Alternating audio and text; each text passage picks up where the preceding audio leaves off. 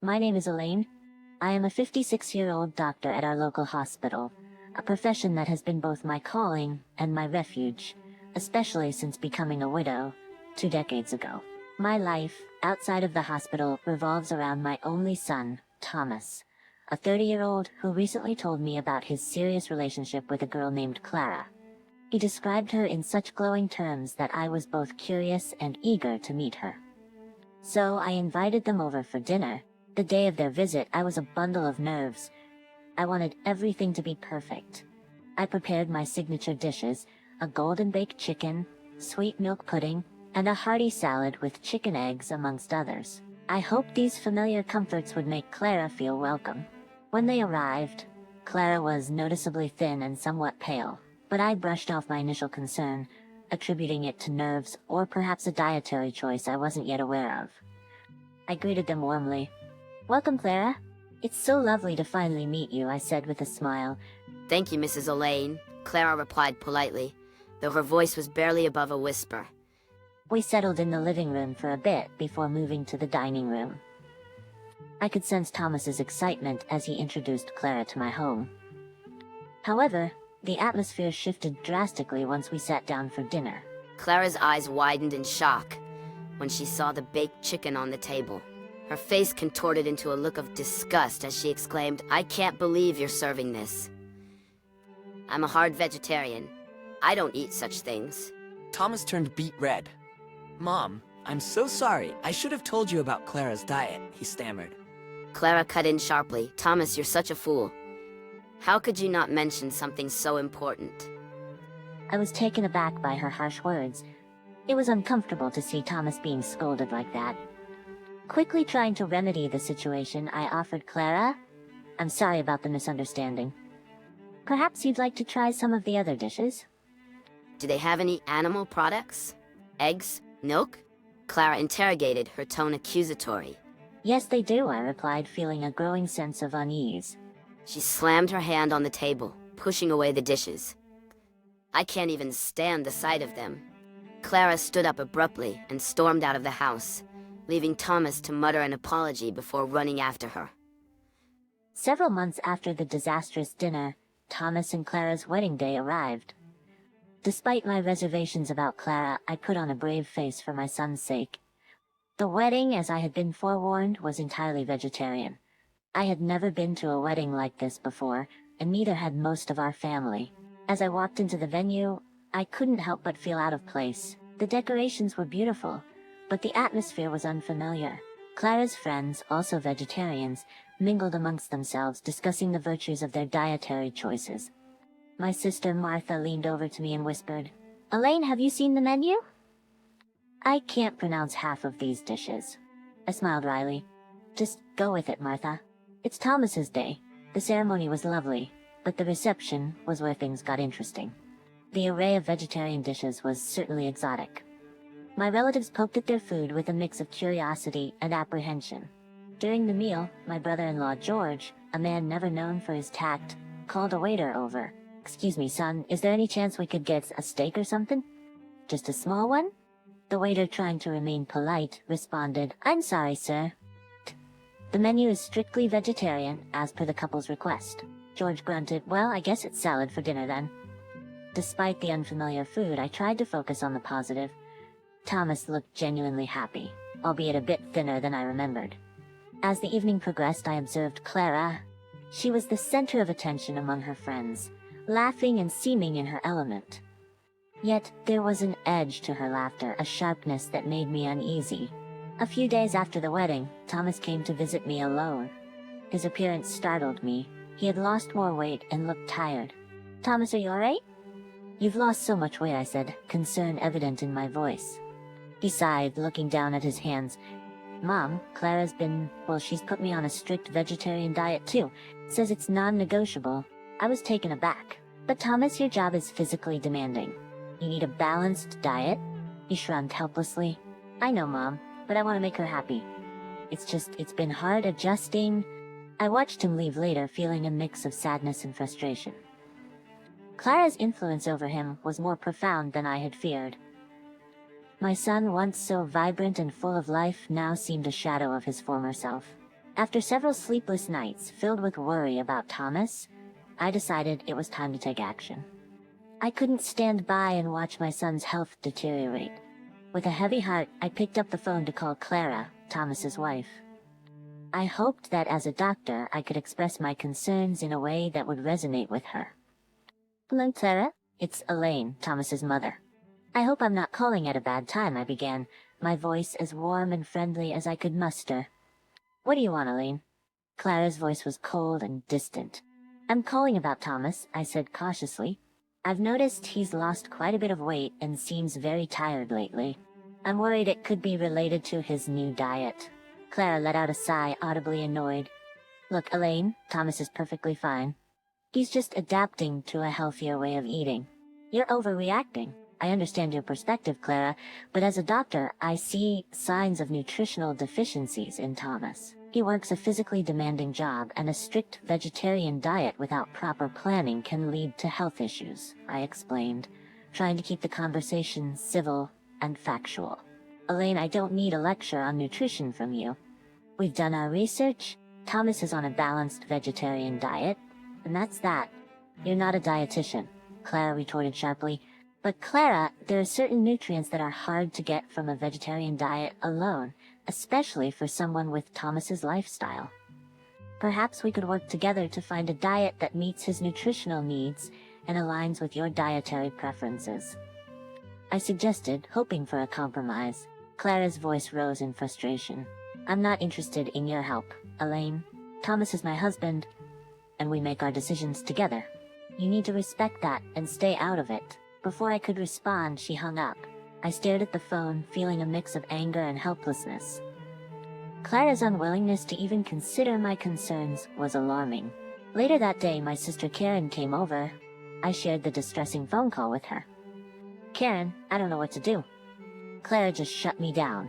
She wouldn't even listen to my concerns about Thomas, I shared, my hands trembling slightly. Karen, always a source of practical advice, looked thoughtful. "Elaine, it's a tough situation, but maybe Thomas needs to come to this realization on his own. Clara obviously has a strong influence on him." I nodded, knowing she was right, yet feeling uneasy. I just can't sit back and watch Thomas suffer. He's always been a bit too accommodating, and now it's affecting his health. Karen reached across the table, squeezing my hand. "I know, Elaine, but sometimes stepping back is the only way they learn. Maybe when Thomas sees the toll it's taking on him, he'll make a change."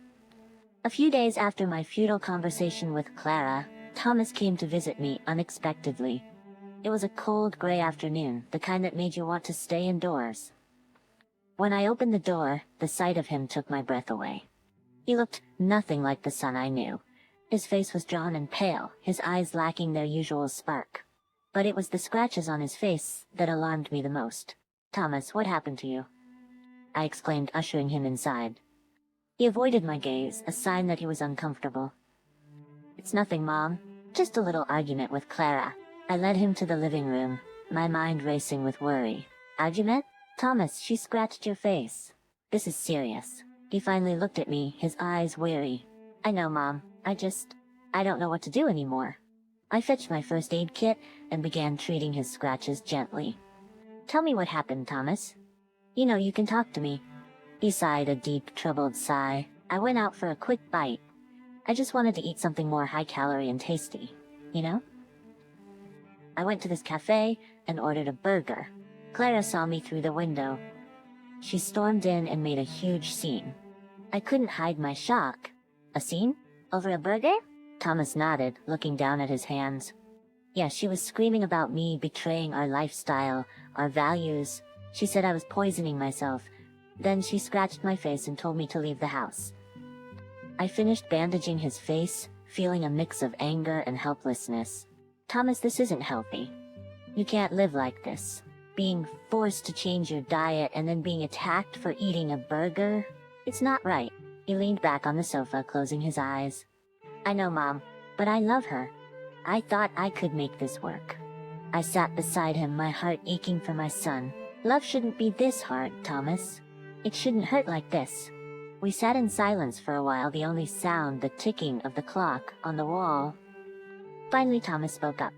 "I think I'll stay here tonight. if that's okay. I just need some time to think. Of course, you can stay as long as you need, I replied, trying to offer him a comforting smile. That evening as I cooked dinner, I kept glancing at Thomas, who was sitting at the kitchen table, lost in thought. I prepared a simple, hearty meal: roast chicken, mashed potatoes, and steamed vegetables, the kind of food I knew he loved. As we ate, I tried to lighten the mood. Remember when you were a kid, and you wouldn't eat anything but chicken nuggets for a week? Thomas managed a small smile. Yeah, I was a picky eater. But I always loved your cooking, Mom. I reached across the table, squeezing his hand. You're always welcome here, Thomas. You're my son, and I just want you to be happy and healthy. He squeezed back, a glimmer of the old Thomas in his eyes. Thanks, Mom. I really needed this.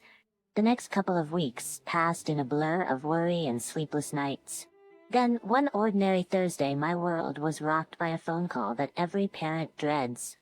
It was the hospital. Mrs. Parker, your son Thomas was brought in this morning. He's been in an accident, the voice on the other end said, calm yet impersonal. My heart skipped a beat. Is he all right? What happened? I asked, trying to keep my voice steady. He's stable now, but he lost consciousness at the wheel. He's lucky, the injuries aren't serious.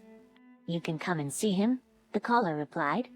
I hurried to the hospital, my mind racing with 1,000 fears.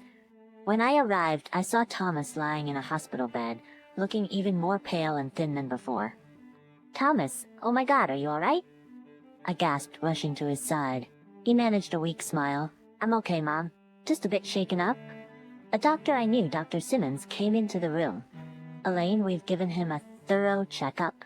Physically, he's fine, just a few bruises. But his blood tests show signs of malnourishment. It seems he fainted due to low blood sugar. I turned to Thomas, my worry turning into anger. Malnourishment? Thomas, is this because of your diet? Thomas avoided my gaze, nodding slightly. I guess I haven't been eating properly. Clara has been so strict about the diet. I turned to Dr. Simmons. Can we make sure he gets a proper meal here? Something substantial? Of course, Elaine. We'll take care of him, Dr. Simmons assured me. I sat by Thomas's bed, holding his hand. Thomas, this has to stop. You could have been killed. All because of this diet. Thomas sighed, a look of resignation on his face. I know, Mom. I just wanted to make Clara happy. But not at the cost of your health, Thomas. This isn't just about food, it's about control. She can't dictate what you eat to this extent, I said, my voice firm but filled with concern. And he looked away, his eyes filling with tears. I love her, Mom. I thought love was about compromises. Compromises, yes. But not like this. Not when it puts you in danger, I replied, squeezing his hand. We sat in silence for a while, the beeping of the heart monitor the only sound in the room. Thomas eventually drifted off to sleep, exhausted from the ordeal. I tried to call Clara, but she didn't answer the phone. Maybe she was afraid of my reaction to what had happened, or maybe she didn't care. After Thomas was discharged from the hospital, I insisted he stay with me for a while. Clara didn't mind. At least, she didn't reply to my message. Thomas needed proper care, and I wanted to make sure he got back on his feet, both physically and emotionally. The first evening at my house, I prepared a hearty meal. As I set the table, I could see Thomas eyeing the food with a mix of hunger and hesitation. Mom, this looks amazing, but I don't know if I should. Clara might not like it, Thomas said, a troubled look crossing his face. Thomas, right now, you need to focus on your health. Clara isn't here, and you need to eat, I responded firmly, serving him a generous portion of roasted chicken and vegetables. He reluctantly began to eat, and with each bite, I saw a bit of color return to his cheeks. This is really good, Mom. I didn't realize how much I missed your cooking. I sat across from him, watching him eat. Thomas, you've always been healthy. It's painful to see you like this. Your relationship with Clara, it's not just about food. It's about control and your well-being. Thomas set his fork down, his expression pained. I know, Mom. I just don't know what to do. I love her, but everything is so complicated now. Love shouldn't make you compromise your health or who you are. You've always been considerate and caring, but you can't set yourself on fire to keep someone else warm, I said, hoping my words would resonate with him. Over the next few days, I took care of Thomas, ensuring he ate well and rested. We talked a lot about everything and nothing. I avoided pressing him about Clara, hoping he would come to his own conclusions. One evening as we were sitting in the living room, Thomas spoke up. "Mom, I've been thinking a lot. Maybe I've been trying too hard to please Clara, losing myself in the process." I nodded. "It's important to find a balance, Thomas. In a relationship, both people should feel valued and respected." He looked at me with newfound determination in his eyes. "I'm gonna talk to Clara. I need to be honest about how I feel, about the diet, and everything else." I reached over, squeezing his hand. "Whatever you decide, Thomas, I'm here for you. Just remember, your health and happiness are what's most important." As Thomas went to bed that night, I felt a mix of hope and apprehension. He was at a crossroads, and the next steps he took would shape his future. All I could do was support him, and hope that he found the strength to make the right decisions for himself.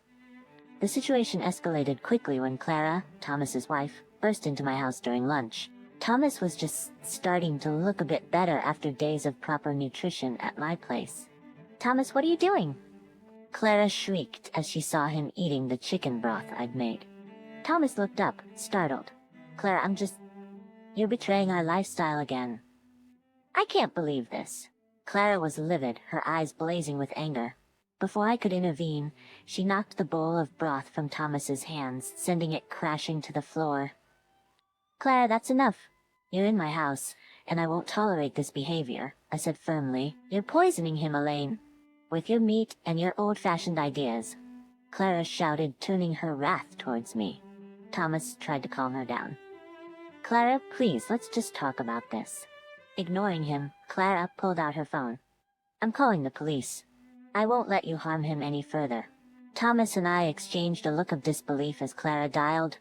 Within minutes, a police car pulled up outside, and 2 officers came to the door.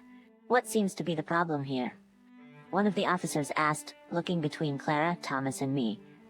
Clara immediately began, pointing a finger at me. "She's been forcing my husband to eat meat. She's trying to poison him against his will."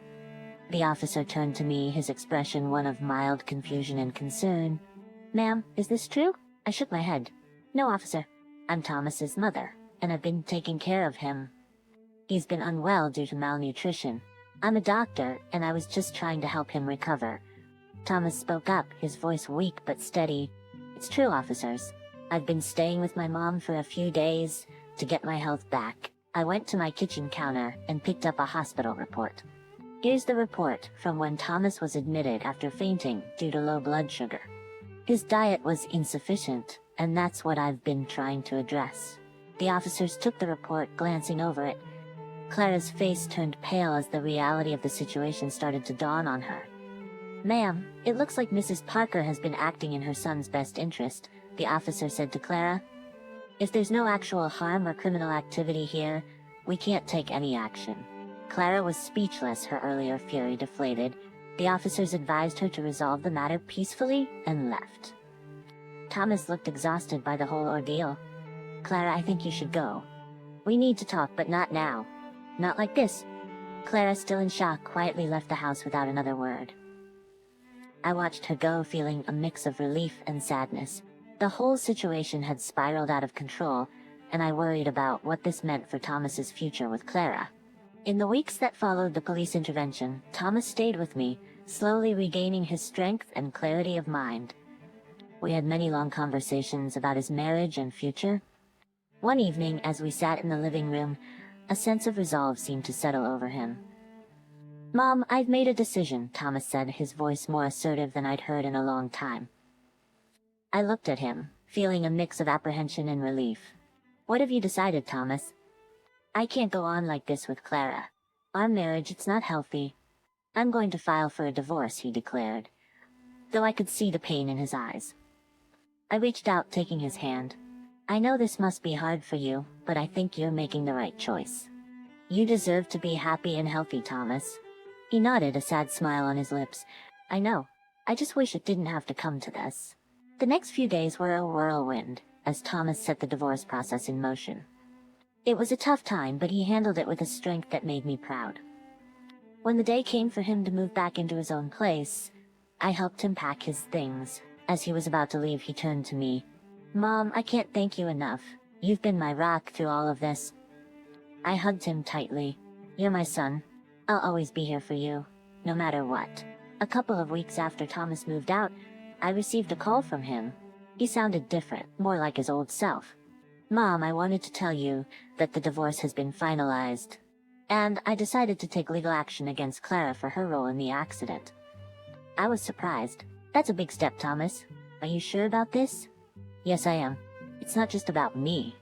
It's about setting things right. And, the court ruled in my favor. Clara has to pay me compensation, he explained. I could hear the confidence in his voice. I'm proud of you, Thomas. You're standing up for yourself. There was a pause before he spoke again. I've also started seeing a counselor. I think it's helping me understand a lot about myself and my relationships. Hearing this brought a sense of peace to my heart. That's wonderful, Thomas. Taking care of your mental health is just as important. As we ended the call, I felt a wave of emotions. The past months had been a roller coaster, but through it all, Thomas had found his way back to himself.